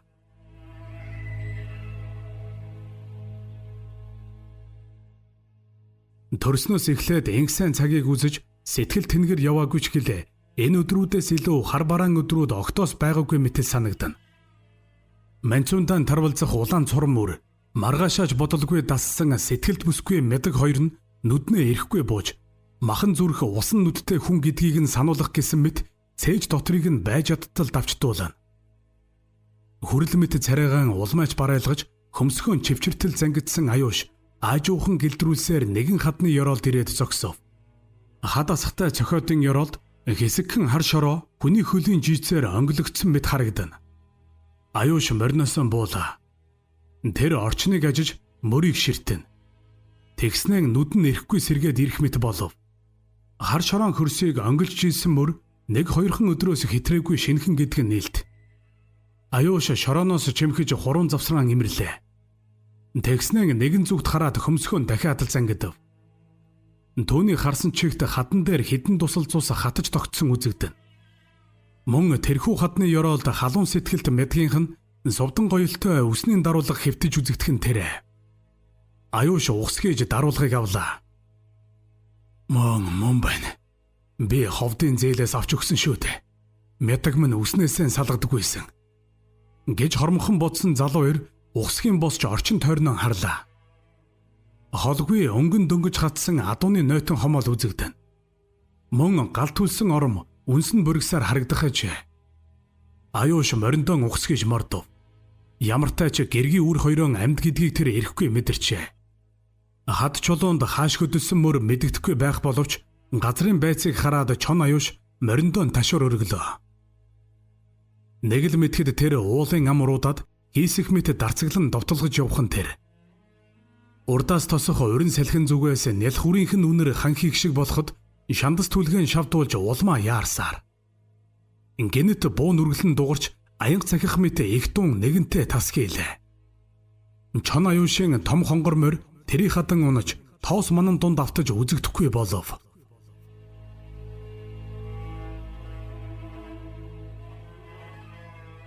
Аяа амьдралын зам мөр гэдэг нь алга урвуулахын дайдад шилгээжигдэг тэмэл бэрх хүчин буюу.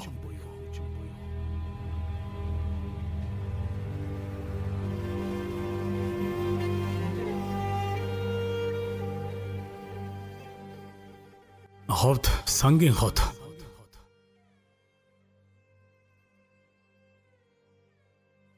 Наран барууна хэвийн тогтжээ. Тэр наран нэн улаан өнгөтэй байх бөгөөд тэхээс тэг гэсэн шиг унайтан будантаж үзэгдэн. Шургуурхан хашаа бүхий өргөн гудамны хоёр талаар 30 орчим монгол ирсийг цовдлон хөлж олонний нүднээ ил харагдахаар орхижээ. Үнэн дээр тэгээд орхисон хэрэг бус өвч зэвсгэлсэн цэргүүд харуултан манаж байх билээ. Тэдгээр хүлэгтэй ирсийн дийлэнх нь жумгийн ирс байх бол үлдсэн арваад нь аюуш мэтийн ирчүүд байв. Төшөөт хааны чонч мөн энд гинжлэгдэжээ. Тэдгээрийн хэнийхэнч царайг танихад бэрх үс гизг нь сул ширэлдэж нүүр ам нь хатсан цуснд будагдсан харагдана. Энэ бол Ховд хотын хамгийн их хүн хөлөгтэй хэсэг болно. Аюуш хатсан уруулаан хэлээрэн шилэмдээд толгоогоо аажуухан өргөв. Тэр орчин тойрноо анхааралтай ажиглалаа. Өргөн гудамны ингээр нэг өнгөрөх морьтой явган улс бүхэн өөрийг нь гайхсан эсвэл өрөвдсөн мэт харцаар ширтэх шиг санагдана. Зарим нь бүр зогсож хүлэгтэй хүн нэг бүрийг анхааралтай хайжна. Магадгүй таних хүн байна уу хэмээн харж байж болох. Тийм байтал арваад морьтон сүр бараатай давхилцаар ирээд аюушаас холгүйхэн зогсов. Тэдгээр нь манж Монгол нийлсэн албаны улс байх бололтой. Морьтонгуудын ахлах яман сахалтай монгол эр өврөөсөө хуйлмал бичиг гаргаж дэлгэмэгцэн дөрөн дээрэн өндөв. Үүнийг нь харсан хүн хөлийн хөдөлгөөн нэгмөр зогсож чимээ анирдах мэт намгүн болов. Өнөөх хүн хурсан олныг харж ихэл бахтай өндөр дуугаараа "Томон олонд сонордуулах энэ. Манж Чингүрний их эзэн хаан Төр Бадаргуултын зарлаг ёсоор Томон газрын цагаан хэрэмний чандаас ирсэн Тэнгэрийн их дайчид Ховд газрыг ингчүүлэн төвшөтгөв. Энд буй хүн нэг бүр төрд тэрсэлж алах ял заагдсан самун өдөөгчд болно. Тиймээс тэдэнд бүүхүр ундаа болоод идээг тэдэнд бүү ойртуул. Энэ өдрийн нарыг жаргамагц эдгээр 28 босогчтойг хонгор азарганд хатаж өөхөх хүртэл нь орхиж гисгэнэ. Төр Бадаргуулт хааны эвгээлд туман олон бүгдээрэн сүрдэн биширч дагах тугай. Хэмээн уншлаа. Аюуш үлээлгхэн инээмхээлв. Тэр амандаан мэддэг мэн. Гэж зөөлөн шивнээд толгой өргөв. Тэгснээ нүд нь ирэхгүй томроод ирхэн тэр. Хурсан олны дунд сайхан хар халзан морь унсан мядг нь хүүгэн тэврээд зогсож байхаач. Аюуш нүдэндээ ч итгэсэнгүй. Тэр улмаа лавцхан харлаа. Мядг нь эргэлзээгүй мөн байв. Харин хөөрхий бүсгүй өөрийг нь таньж харахгүй байгаа нэлт. Гэтэл мядгийн унсан морьтой хуарлах хар халзан морьтой хөдөр хижээлэр эхнэрхүү хоёрыг нь цулбурдаад чимээ аниргүйхэн эргээд явчихан тэр. Аюуш уяа хүлгнээсээ мултрах гэж тэмцсэн ч яахан чадах. Хөдөр эрд хөтлүүлсэн хөөрхий мядаг эргэн харсаар олны дунд үзэгдэхгүй болов. Аюуш багхан тайвшрах мэт боллоо. Тэгснээ ямар ч мэд байжээ та хоёр минь. Би ингээд өөхөх хойно одоо яанч гэх вүлээ. Гэж аяархан шивнэв. Харин энэ үед манж Монгол нийлсэн 4 хүн ирээд уяа хүлгээс нь тайлцуулаад эхлэхэн тэрэ. Аюуш энэ учрыг ч ухах тэнхэл байсангүй. Энэ цаг дор наран баруунаа шингэж сангийн их хэрэм хүүшлэх сүудэрт автлаа.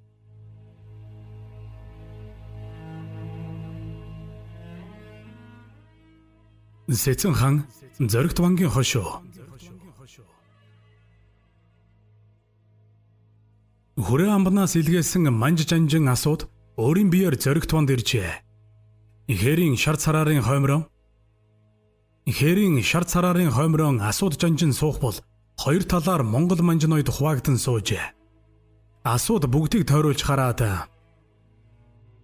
Би энэ газрыг ингэчүүлэн төвчөдөхээр ирснийг та бүхэн мэдэх байлаа. Самун өдөөгчд хэдий ихэр хүчээр уулгалан довтолдог талаар би сонссон.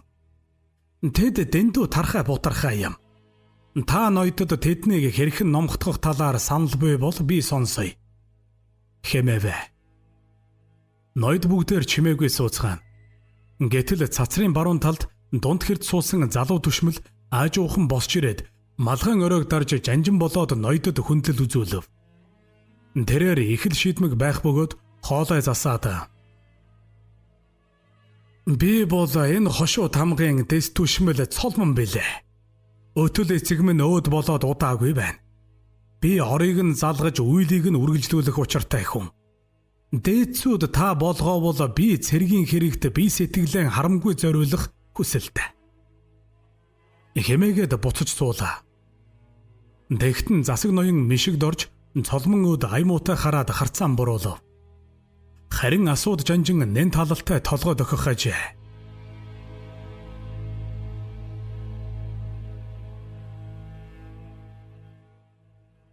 Бараг лувсан хоёр нөхрийн хамт дэргүүлсээр нар голлохын хэрд уран магсрын уяан дээр буув. Тэднийг харсан уран магсар шуудхан л сугалралсан дээлэн өмсөөр өөдөөс нь тослоо. Түүний царай нэм баргар байх бөгөөд илтэд түгшүүртэй. Магсар уяан дээр ирмэгцэн лувсан минь чи ч мөн толгойгүй хүн юм а. Аль мордоё.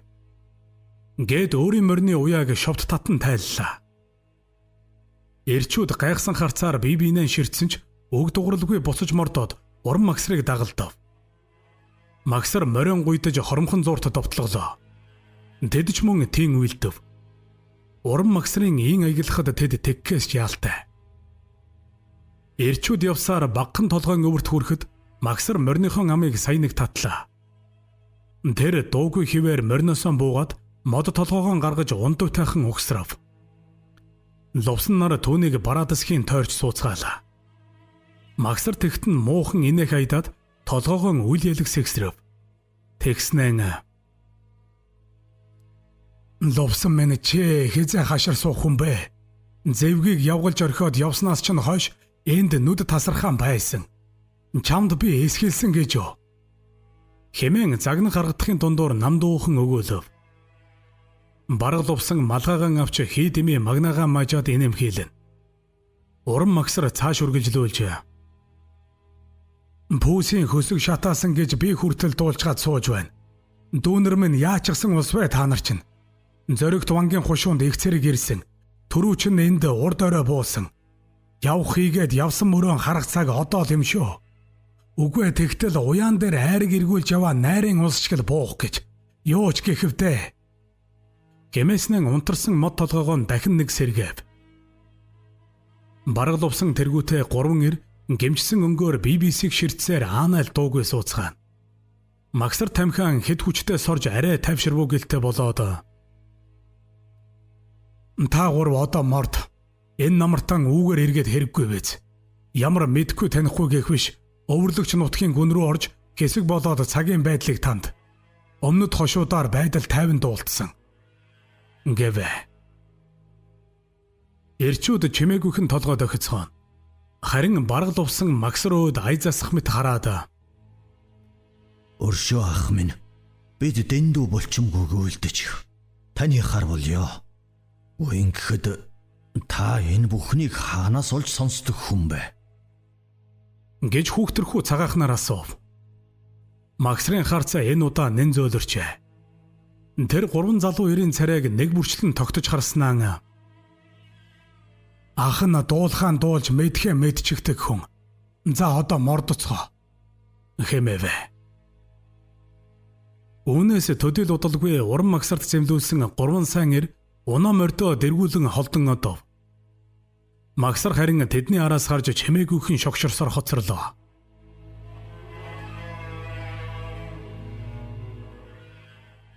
Ховд сангийн хот.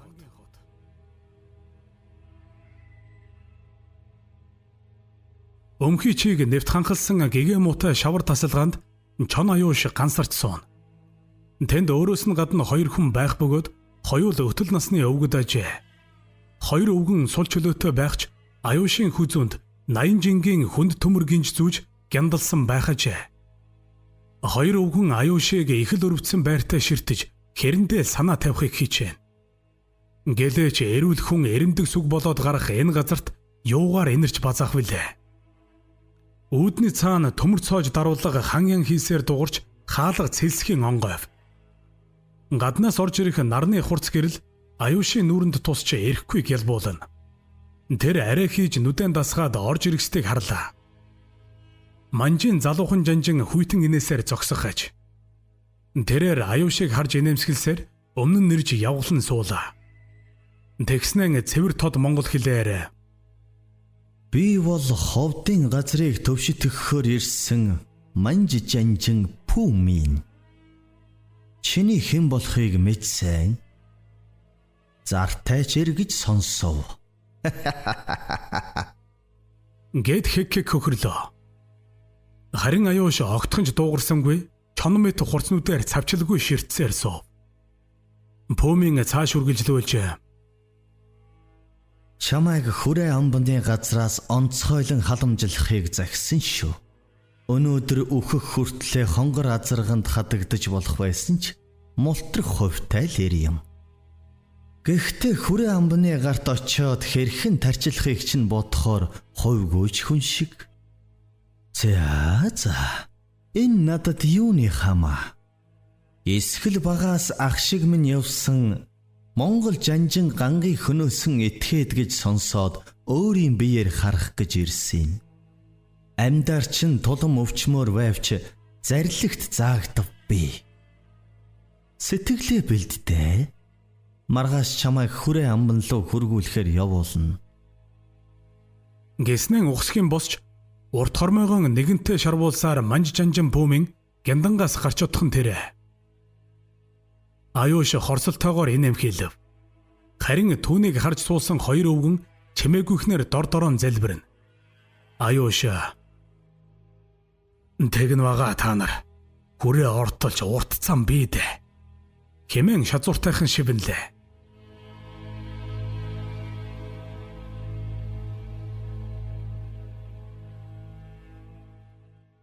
Хосхаар халзан морд унсан цог бадрах мэдэг нар сангийн хотын захад байх намхан шавар тагз бүхээ хашааны үүдэнд ирээд дөрөө мултлав.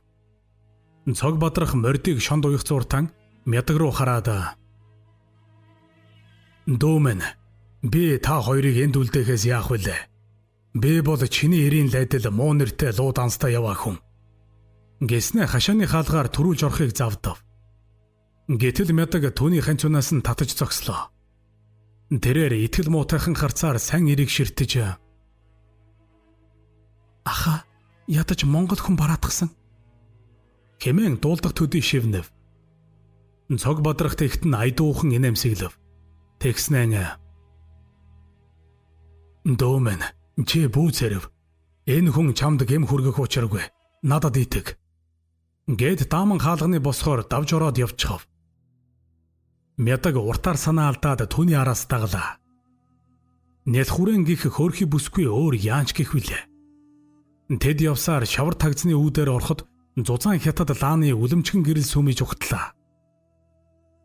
Харин цог бадрах ормогцоол Хай даяа гэж чангаар дуудаад мухар сандал бүхий модон ширээнд очиж тухаллаа.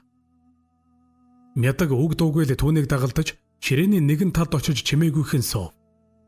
Сайн эрийг тийм дуудснаас хормын дараал гэхэд цаад талын тасалгааны хаалга онгойж мөрөн дээрээ цагаан ямбуу алчуур тогсон өвгөн хятад хөөлхөөр болсоор орж ирхэн тэрэ.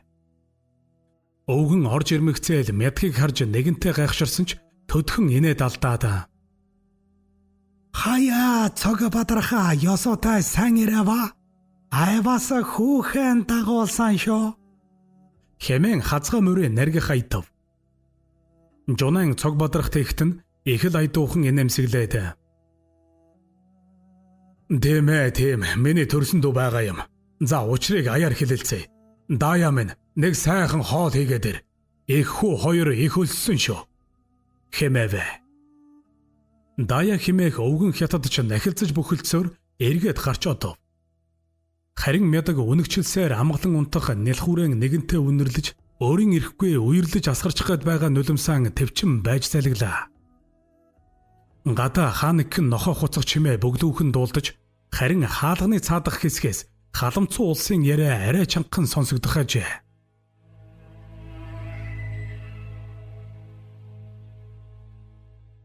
Ургах нарны шижирдэх туяа буянт хоолын толионоо нүд гэлбуулж тусаад түүний хойдтой байх түгээмэл амар жуулагч хийдийн алтан ганжруудтай өнгө хорших мэт үзэгдэн. Сангийн хотод нэгэн өглөө ийн альчилжээ.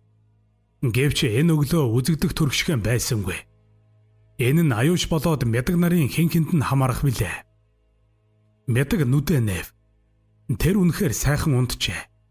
Гэвч таньж үзээгүй газарт тэр унтсан шигэн амгалан сэрсэнгүй. Дав хитэл цочиж сэрэв. Ямар муухай зүгд вэ? Аюуш минь. Гэж шивнэгтэн зэрэгцээд тааран хөшгөөр хааж тусгаарлсан цаад өрөөнөөс цог бадрах дая нарын дуу сонсогдож зовлонт бодлыг нь сарнав. Бүсгүй тэр зүгт чих тавьсаар хэвтлээ. За дая минь, би танд төөрч яваад олж авсан төрсөн дүүгэн үртэн хамт үлдээлээ. Энэ танд итгэснэх юм шүү. Хэмээн цог бадрахын хэлхэн дуулдан. Хариуд нь өвгөн дая. Тэрэ тэхэ яаха чи бууж аваа. Хэмээн найр тавьж сонсогдоно. Мядаг тэдний яриаг цааш сонсохыг хүссэнгүй тул хоёр гараар чихэн дараад чимээгүйхэн мэгшив.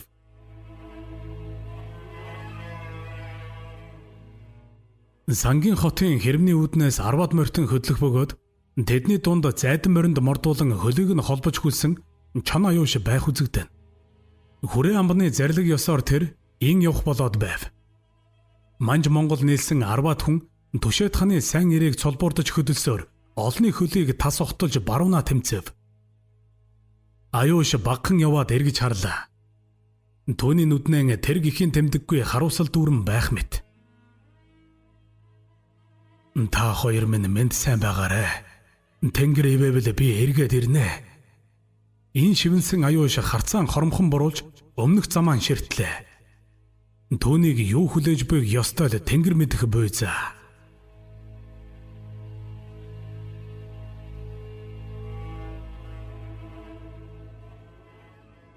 Нийслэл хүрээ. Өвлийн тэргүүн сарын шинийн 15. Хатан туулын их усан хэдийнэн хөлдөж тогшроод хаанэгхэн хар зүүсч уур манан савсуулсан цагаач.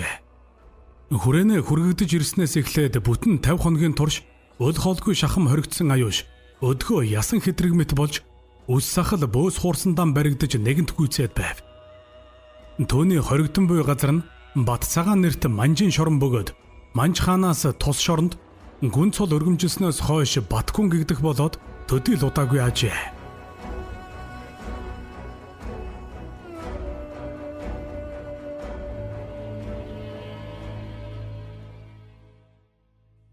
Хүрээ амбаны өргөө. Манж амбан эхэл багтай гүнцэг барьж суун. Төвний өмнөх тансаг ширээний хажуу талд Батгүний захирагч сандаг суухажээ.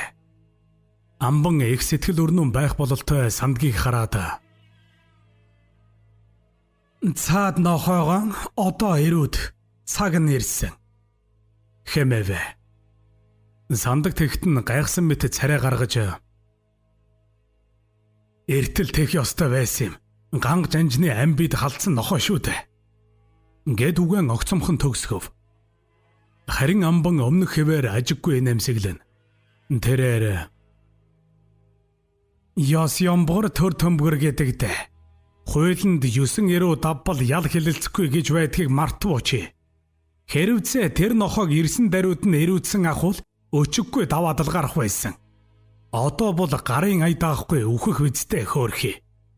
Гэд тас хийтэл намжирдан хөхрлөө. Сандаг саял нэг учгийг ухав бололтой үйтнэр инэмсэглээд өмнөх архиан авч нэгэн амьсгалаар хөнтрөв.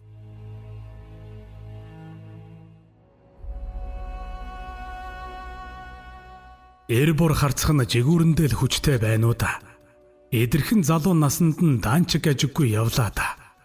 Ай хөөрхий алдраа минь үзэ. Арслангийн зулцаг ууландаа л хүчтэй л билүүдэ. Амаргийн хоёр сэтгэл аль алиндаа асрамжтай л билүүдэ. Ай хөөрхий алдраа минь үзэ. Энэ дуулах ядруухан хоолой бол Түшээд хааны чон аюушийн хажээ. Тэр хэдий ядарч туйлдсан ч дуулах дуу нь Батгүний жаврыг үргэж хахир өвлийн тэсгэн муурыг төрхөн боловч зөөллөх шиг санагдана. Ханнаас хан дамжин цурайлах эр бор харцахын аялгау тэнд байх эрс бүгдийн сэтгэлийг хэсэгхэн боловч бүлээцүүлэх билээ. Гэтэл хаалганы төмөр цойж хан янхийн дуугарч уртын дууны уран тансаг гэгшгийг тас цохиж орхих нь тэрэ. Хоёр хуйгийн хамтаар орж ирсэн сандаг аюушиг харж хүйтнэр инэмсэглэн. Тэрээр энэ нохойг аваад гар гэж хэлмэгцэн өөрөө түргхэн эргээд гарч одлоо. Биерхүү хоёр хуйг ясаарс болтон турсан аюушийн хоёр талаас сугдаад шоронгийн өмхөд тасалгаанаас хийстэлчирсээр авч гарав. Аюуш 50 хоногийн хойно дахин нарыг харлаа. Шоронгийн хашаанд гарахад туйлын хүйтэн жавар хацар алгадаж угтах нь хүртэл нэн таатай санагдана. Түүнийг шуудхан авч явсаар шоронгийн өөр нэгэн хонгил руу оруулав. Тэнд ёолон тарчлах эрсийн дуу зүрх зүсэм хадах ажээ. За одоо л эхлэхэнд хүний урманд гих аваач гарахгүй юм шүү. Хоёр хуйгийн дунд чирэгцээр хонгил өөд одохдон аюуш өөртөө ин шивнэж явлаа. Хонгилд ормогц нарийн торлог мод нэжгээдэг барьсан хүйтэн царайтай хятад Монгол хоёр ир хүлээж байхажээ. Тэд үг дуугүйгээр аюушийн тэрлэг дээлийг шовтатаж тайлаад хүйтэн чулуун шалан дээр хаашаа шидчихэн тэр. Ингэсэн ч тэр хоёр ярагчны сэтгэл бас л ханаагүй бололтой эцэж туйлдахын тартагт тулсан сайн ирийг өлөн чоных шиг нүдээр шинжин ширтэн. Тэгснэн хэр даганд баригдсан дандааван цамцыг нь хүртэл хуу татаж тайллаа. Энэ үед аюушиг хүргэж ирсэн хоёр хуйг гадагшаа гарч ард нь төмөр тоногтой хүнд модон хаалга тас хийж хаагдав. Аюуш хоёр ярагчин нүд цавчилгүй ширтсээр үйл ялэг инэмсэглэн. Тэд аюушиг сөхөрж унтал нь год татаад хүйтэн модон бандан дээр төрүүлэх нь харуулж хэвтүүллээ. Монгол ярагчин шүдэн зууж хөд хөхрөх зураан. Чимөө нохой дээдэс дэрсэлсэн ихэд гэлөө. Ясыг чин цайлгаад махыг чин шулаад өгнөө гайгүй. Гэж хэлээд чулуун шаланд бэхэлсэн төмөр гогцонд хоёр гарыг нь холбоод гинжилж орхих нь тэрэ. Одоо аюушиг харвал урт модон бандан дээр төрүүлгээ харж хэвтээд хөдлөж булзах боломжгүй болтон хүлэгдсэн байхажээ. Хоёр ярагчин харин багтаа инээлдэж тус бүрийн торлог моддыг шалгаад үзүүрээс нь уг хүртэл нь нямбайлан имрэн. Аюуш нүдэн анж шүдэн тасцуулаа. Төвний ясарс болсон нүцгэн нуруунд эхний торлог шавхуурдан бууж тэс хөндлөн чигт нь хаг татаж орхих нь тэрэ. Шоронгийн хүйтэн хонглын агаарт чон аюушийн халуун цуснаас дэгдсэн хэсэгхэн уур нэгэн оршихуй болж үлэмчхэн манантаад тэрхэн дорон эргэж үгүй болов. Ярагчдын гардах нарийн саваа модод аюушийн нуруунд завсаргүй ээлжлэн буусаар. Гэвч Түшээд хааны залуу чонын амнаас гаслан гянах аваа ганцын төдий ч сонсогдсонгүй.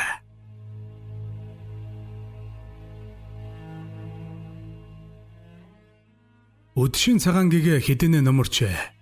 Батгүний орчимд үе үе явган шуурга хүйсгэнэж золбин ноход хаанэгхэн борохоос өөр ямар ч аниргүй зэвхий даана. Шоронгийн хашаагаар хоёр хуйг өөрийн ухаангүй болсон аюушиг сугдан чирсээр өмнө байсан газарт нь аваачиж түлхээд хаалгыг нь дангинтал түгжив. Аюуш шивтэр ханхалсан сүрлэн дэвсгэрт нүрээ наагаад хэсэг хэвтлээ. Тэгснэ гарын алгаар газарт тулж ааж уухан өндөв. Түүнтэй хамт хөгшин залуу нийлсэн 3 хүн хоригдох бөгөөд тэдний хоёр нь хаалга хаагдмагц ухсхийн босч аюушиг босгохоор дэмнэв. Харин хүйтэн хан дагаж хэвтсэн өвгөн хүн их л ядруухнаар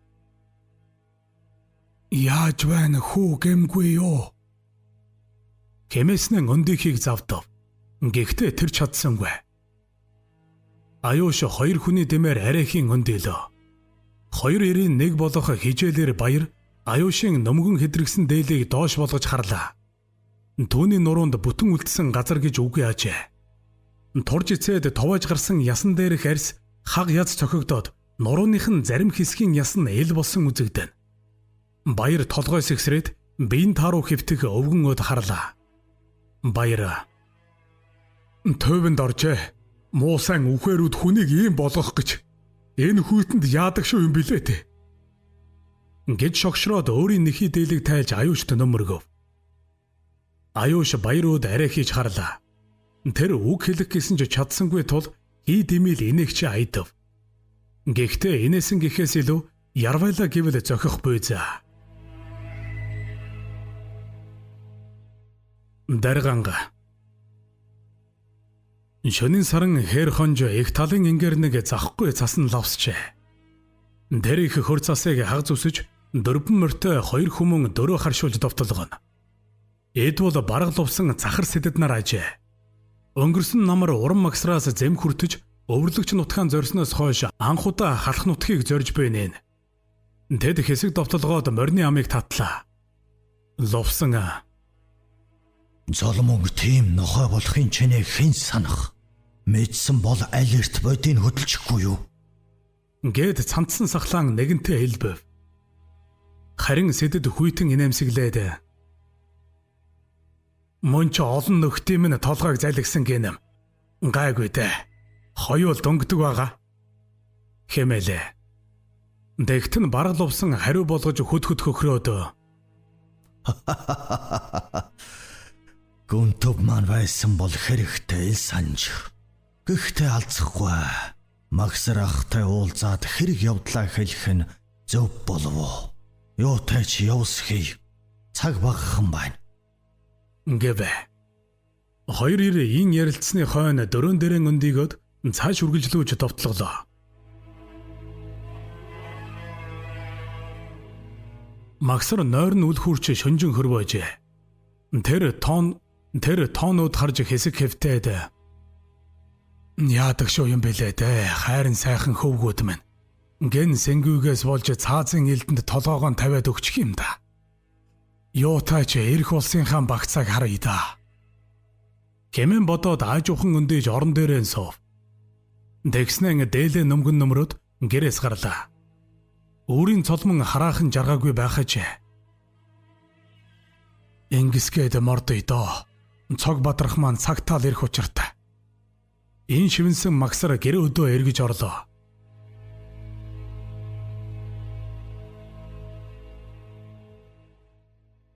Бүдэг цагаан нарны үлэмчхэн туяа аясаар бүрхэх жаврын өнгө мөнгөн саамит гялтганана.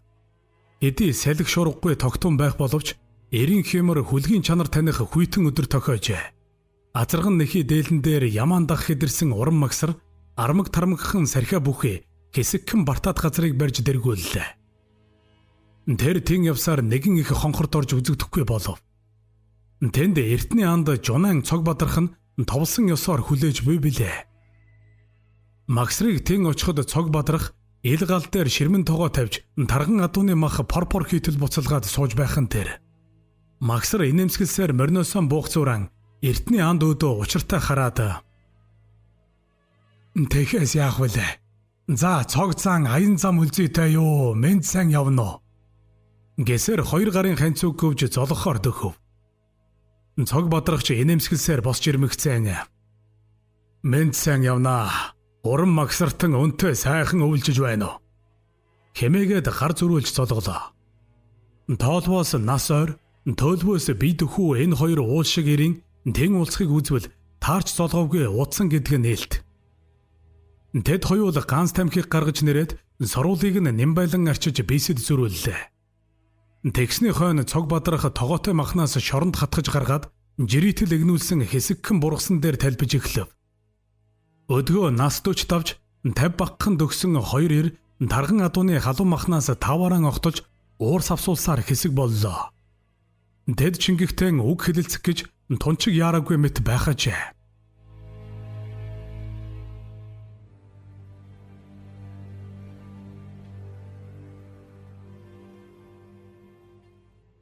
Багхан элст довцог болоод орцог толгодыг эс тооцвол бараг л тал гэж болох газарт нэгэн агуу байдгийг хэрийн сайн ирж мэдэхгүй байлээ.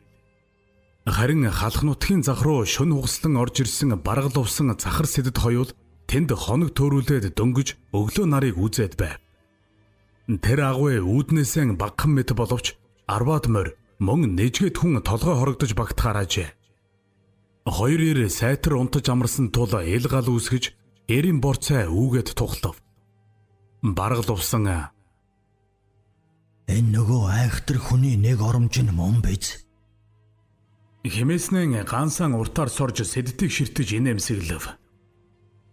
Сэдэд ч мөн хариу инээмсэглэж гал засах зууран. Мөн манай хэрийн ирсээс энэ агууг олох нь бараг үгүй дээ. Би Нанзад ахта ойр байсны хувьд эртнээс мэдэх юм хэмээлээ. Хоёр ирийг тэн хилэлцээд дөнгөж дуусах үед агуйн үүдэнд морин төрөн чимээ бөглөө үхэн сонстоод орхив. Сайн ирс гайхсан мэт бисийн зүг харлаа. Гэхдээ хэн ч яаран хөдөлсөнгүй. Энэ зуурт гаднаас өрөөсөн гартаан эмээлэн эгэлдэргэлж барьсан чавилхан биетэй хижээлэр сэвхийтэл алхасаар ороод ирхэн тэрэ. Багцаалдвал нас 50 гарчва болов гэмээр шөвг шиг хөхөр орж ирмэгцэл багхан тохуутай мэт инээмсгэлсээр эмээлэн газарт тавилаа. Бараг лувсангийн хувьд түүнийг октоос танихгүй юм. Харин сэдэд мөнө хүнийг хармагцаал тэр дорон дуу алдаж ухсхийн бослоо. Сэдэд "Үгүй энэ чинь Нанзад ахуй та." Гэсээр үл таних хижээлэрийг хүндэтгэн босч гар тусан золгов. Нанзад энэ нэрийг дуулмагцаан бараг лувсан ч мөн суудлаасаа шалуухан босоод сугалдаргалсан дээлэн яруухан өмсөж чилэв товчоон бүрэн товчлоо. Тэр ч мөн үл таних эртээ золгохыг зэгчээ. Бараг лувсан цахар сэдэд нарын тийм хөл болж би угтсан хүн болвоос алдар нэр нь цахар 8 хошуунаас хальж халах 4 шавтав даяарт дуурсан цахрын сайн ир торой банд хэмээгдэх Нанзад бөлгөө. Нанзад залуу эрстэй золгосны хойно агуйн хойморт гарч эзний ёсоор тухаллаа. Тэгснэн хэдэн жил эргээгүй оромж хүнтэй байхлаар их гайхав шүү. Сэдэд дүү байж таардаг. Чамаас өөр ч нэг их олон хүн мэдэхгүй л бах та. Гэж хэлмэгцэн бараг лувсан дээр харцаан тогтов. Лувсан ч түүний асуух харцыг нь аль хэдийнэ угсан тул шуудхан лам нээж. Ах таны домог металдрыг сонссоор хүн болов хэмээхэд хэлсдэхгүй. Сэдэд бит хоёр төрөөхөн дурсчил суула. Намайг лувсан гэдэг хөлөн буур нутагт төрсөн хүн. Гэд асаасан ганцныхаа соруулыг зүлгэж Нанздад барилаа.